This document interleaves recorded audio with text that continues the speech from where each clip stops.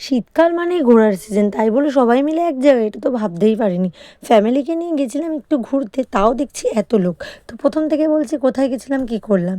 সকাল সকাল উঠে রেডি হয়ে বেরিয়ে পড়ছিলাম জু যাবো, আলিপুর জু, তার উদ্দেশ্যে ফ্যামিলির লোকেদের সাথে। কিন্তু কি জানতাম ওখানে এতগুলো ভিড় আমার জন্য অপেক্ষা করছে।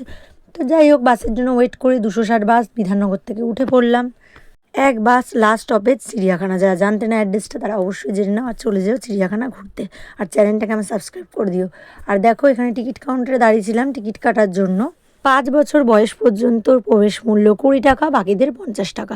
তো দেখো, বাইরে থেকে ভিড় দেখে ভাবছিলাম রিটার্ন ঘুরে যাব, কিন্তু না, এত টাকা দিয়ে যখন টিকিট কেটেই ফেলেছি তখন তো পুরোটা ঘুরবোই। আর এত টাকা দিয়ে যখন এসছি বাস ভাড়া করে, এক একটা টাকার মূল্য আমি উসুল করবো। যাই হোক, মজা করলাম। তারপরে দেখো, ভেতরে ভিড়ে কিছু দেখতে পাচ্ছিলাম না, ভাবছিলাম কোন দিক থেকে শুরু করবো আর কোন দিক থেকে শেষ করব।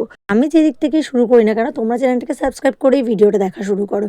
এত ভিড় হলে বাচ্চা নিয়ে যাওয়া খুব মুশকিল হয়। বাচ্চারা তো দেখতেই যায় পশু পাখি, কিন্তু ওরা যদি দেখতেই না পায় তাহলে কি করে হবে বলো। সবাই এক একটা বাচ্চাকে কাঁধে করে নিয়ে যাচ্ছে। তো পাখি থেকে প্রথমে শুরু করলাম, যেহেতু পাখির জায়গাটা একমাত্র ফাঁকা ছিল, তো সেখান থেকে স্টার্টিং করলাম। এমনও হয়েছে যে ভিড়ে দাঁড়িয়ে সিংহ দেখতে গিয়ে একটা মহিলা পড়ে গিয়ে তার মাথা পর্যন্ত ফেটে গেছে।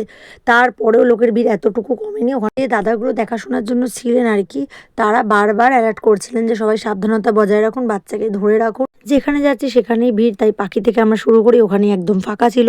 বাকি দিকটা ভেবেছিলাম যে খাওয়া দাওয়ার পরেই শুরু করব 4টের দিকে, তখন প্রায় কিছুটা ফাঁকা হবে, যারা সকালে এসেছে তারা হয়তো বেরিয়ে যাবে। এরকম একটা আইডিয়া নিয়ে গেছিলাম, আর এটা কাজেও দেয়। তো কেসা লাগা মেরা আইডিয়া। বাকি ফুটেজটা পরের ভিডিওতে, ততক্ষণ লাইক, কমেন্ট অ্যান্ড সাবস্ক্রাইব।